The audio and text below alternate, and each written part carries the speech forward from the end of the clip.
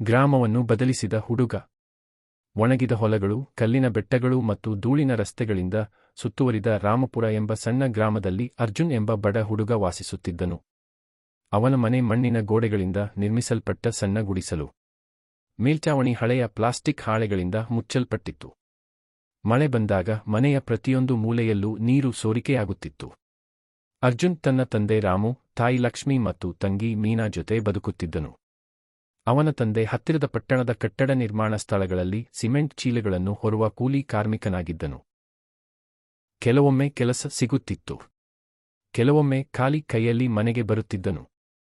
ಪ್ರತಿದಿನ ಬೆಳಿಗ್ಗೆ ಸೂರ್ಯೋದಯಕ್ಕೂ ಮುನ್ನ ಲಕ್ಷ್ಮಿ ಬೆಂಕಿಕಟ್ಟಿಗೆಯಲ್ಲಿ ಅನ್ನ ಬೇಯಿಸುತ್ತಿದ್ದಳು. ಹೊಗೆ ಮನೆಯನ್ನೆಲ್ಲ ತುಂಬಿಸುತ್ತಿತ್ತು. ಶಾಲೆಗೆ ಹೋಗುವ ಮೊದಲು ಅರ್ಜುನ್ ದೂರದ ಬಾವಿಯಿಂದ ನೀರು ತಂದು ತಾಯಿಗೆ ಸಹಾಯ ಮಾಡುತ್ತಿದ್ದನು. ಜೀವನ ತುಂಬ ಕಷ್ಟಕರವಾಗಿದ್ದರೂ ಅರ್ಜುನ್ಗೆ ಒಂದು ದೊಡ್ಡ ಕನಸಿತ್ತು. ತಾನು ಯಶಸ್ವಿಯಾಗಬೇಕು ಮತ್ತು ತನ್ನ ಕುಟುಂಬದ ಜೀವನವನ್ನು ಸದಾಕಾಲಕ್ಕೂ ಬದಲಿಸಬೇಕು ಎಂಬ ಕನಸು. ಅರ್ಜುನ್ ಸರ್ಕಾರದ ಶಾಲೆಯಲ್ಲಿ ಓದುತ್ತಿದ್ದನು.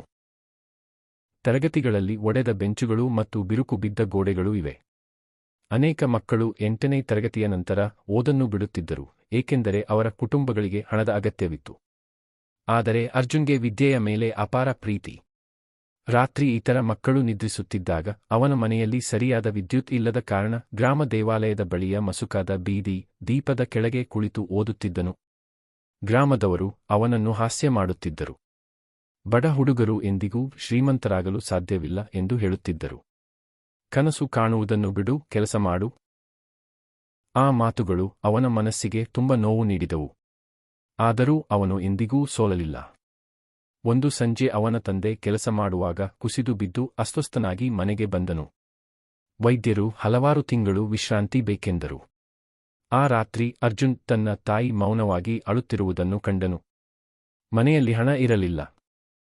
ಆಹಾರ ಇರಲಿಲ್ಲ. ಭರವಸೆಯೂ ಇರಲಿಲ್ಲ. ಮುಂದಿನ ಬೆಳಿಗ್ಗೆ ಅರ್ಜುನ್ ಒಂದು ಕಠಿಣ ನಿರ್ಧಾರ ತೆಗೆದುಕೊಂಡನು. ಶಾಲೆಗೆ ಹೋಗುವ ಮೊದಲು ಬಸ್ ನಿಲ್ದಾಣದಲ್ಲಿ ಚಹಾ ಮಾರಲು ಆರಂಭಿಸಿದನು. ಶಾಲೆಯ ನಂತರ ಮಾರುಕಟ್ಟೆಯಲ್ಲಿ ತರಕಾರಿ ಚೀಲಗಳನ್ನು ಹೊತ್ತು ಸಣ್ಣ ಹಣ ಸಂಪಾದಿಸುತ್ತಿದ್ದನು. ರಾತ್ರಿ ತುಂಬಾ ತಡವಾದರೂ ಓದನ್ನು ಬಿಡಲಿಲ್ಲ. ಅವನ ಕೈಗಳು ಗಟ್ಟಿಯಾದವು. ಕಣ್ಣುಗಳು ದಣಿದವು. ಆದರೆ ಅವನ ಕನಸು ಇನ್ನೂ ಜೀವಂತವಾಗಿತ್ತು. ಒಂದು ದಿನ ರವಿ ಸರ್ ಎಂಬ ಹೊಸ ಶಿಕ್ಷಕರು ಶಾಲೆಗೆ ಬಂದರು. ಅವರು ತರಗತಿಯಲ್ಲಿ ಅರ್ಜುನ್ ನಿದ್ರಿಸುತ್ತಿರುವುದನ್ನು ಗಮನಿಸಿದರು. ಗದರಿಸುವ ಬದಲು ಮೃದುವಾಗಿ ಕೇಳಿದರು, ನೀನು ಇಷ್ಟು ದಣಿದಿರುವುದೇಕೆ? ಅರ್ಜುನ್ ತನ್ನ ಮನದ ನೋವನ್ನು ಹೊರಹಾಕಿದನು. ಬಡತನ, ಹಸಿವು, ತಂದೆಯ ಅನಾರೋಗ್ಯ, ತನ್ನ ಕನಸು. ರವಿ ಸರ್ ತುಂಬಾ ಭಾವುಕರಾದರು. ಆ ದಿನದಿಂದ ಅವರು ಗುಪ್ತವಾಗಿ ಅರ್ಜುನ್ಗೆ ಸಹಾಯ ಮಾಡತೊಡಗಿದರು. ಹಳೆಯ ಪುಸ್ತಕಗಳನ್ನು ಕೊಟ್ಟರು, ಹೆಚ್ಚುವರಿ ಪಾಠ ಹೇಳಿದರು ಮತ್ತು ಕೆಲವೊಮ್ಮೆ ಊಟವೂ ನೀಡಿದರು. ನೀನು ವಿಭಿನ್ನ ವ್ಯಕ್ತಿ ಎಂದು ರವಿ ಸರ್ ಹೇಳಿದರು. ನಿನ್ನ ಮೇಲಿನ ನಂಬಿಕೆಯನ್ನು ಎಂದಿಗೂ ಕಳೆದುಕೊಳ್ಳಬೇಡ. ಆ ಮಾತುಗಳು ಅರ್ಜುನ್ನ ಶಕ್ತಿಯಾದವು. ವರ್ಷಗಳು ಕಳೆಯುತ್ತಿದ್ದವು.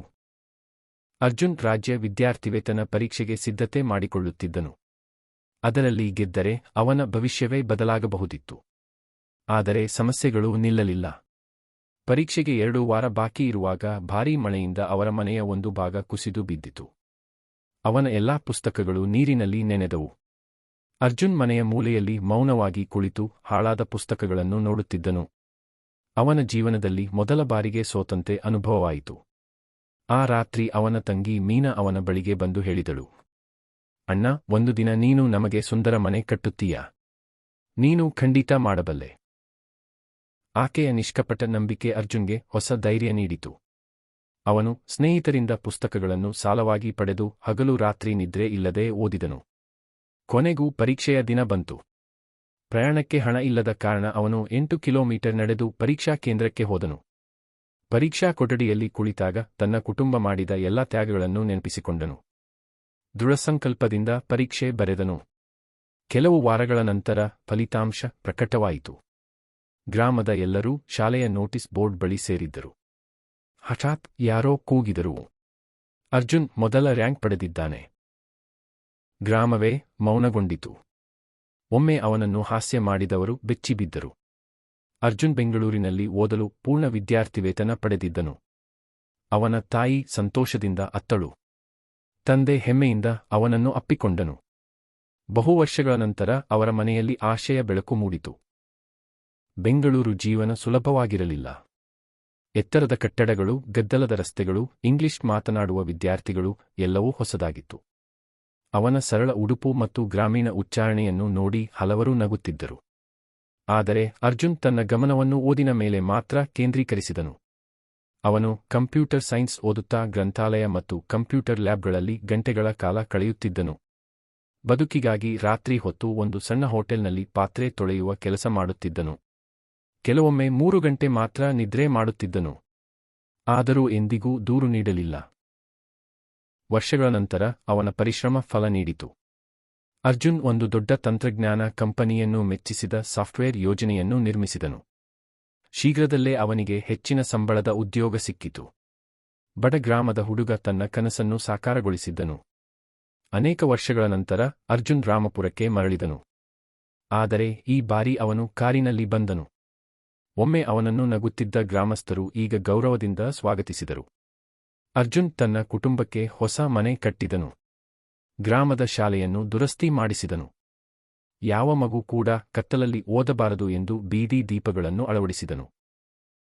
ಬಡ ಮಕ್ಕಳಿಗಾಗಿ ಉಚಿತ ಶಿಕ್ಷಣ ಕೇಂದ್ರವನ್ನು ಆರಂಭಿಸಿದನು. ಉದ್ಘಾಟನಾ ಸಮಾರಂಭದಲ್ಲಿ ರವಿ ಸರ್ ಹೆಮ್ಮೆಯಿಂದ ಅವನ ಪಕ್ಕದಲ್ಲಿ ನಿಂತಿದ್ದರು. ಅರ್ಜುನ್ ಮಕ್ಕಳಿಗೆ ಹೇಳಿದನು, ಬಡತನ ನಿಮ್ಮ ಭವಿಷ್ಯವನ್ನು ತಡೆಯಬಹುದು ಎಂದು ಎಂದಿಗೂ ನಂಬಬೇಡಿ.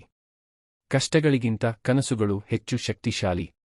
ಗ್ರಾಮಸ್ಥರು ಕಣ್ಣೀರು ತುಂಬಿದ ಕಣ್ಣುಗಳಿಂದ ಚಪ್ಪಾಳೆ ತಟ್ಟಿದರು. ವರ್ಷಗಳ ನಂತರ ಅರ್ಜುನ್ ಜಿಲ್ಲೆಯ ಅತ್ಯಂತ ಗೌರವಾನ್ವಿತ ವ್ಯಕ್ತಿಗಳಲ್ಲಿ ಒಬ್ಬನಾದನು. ಆದರೆ ತನ್ನ ಹಳೆಯ ಜೀವನವನ್ನು ಎಂದಿಗೂ ಮರೆತಿಲ್ಲ.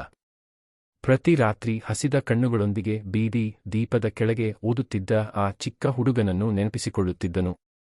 ಅವನ ಕತೆ ಅನೇಕ ಗ್ರಾಮಗಳು ಮತ್ತು ಪಟ್ಟಣಗಳಲ್ಲಿ ಹರಡಿತು. ಸಾವಿರಾರು ಮಕ್ಕಳಿಗೆ ಪ್ರೇರಣೆಯಾಯಿತು. ಯಾಕೆಂದರೆ ನಿಜವಾದ ಯಶಸ್ಸು ಸುಖದಿಂದ ಹುಟ್ಟುವುದಿಲ್ಲ. ಅದು ಹೋರಾಟ, ತ್ಯಾಗ, ಧೈರ್ಯ ಮತ್ತು ಭರವಸೆಯಿಂದ ಹುಟ್ಟುತ್ತದೆ. ಮತ್ತು ಕೆಲವೊಮ್ಮೆ ಅತ್ಯಂತ ಬಡ ಹುಡುಗನೇ ಜಗತ್ತಿಗೆ ಅತ್ಯಂತ ಪ್ರಕಾಶಮಾನವಾದ ಬೆಳಕಾಗುತ್ತಾನೆ.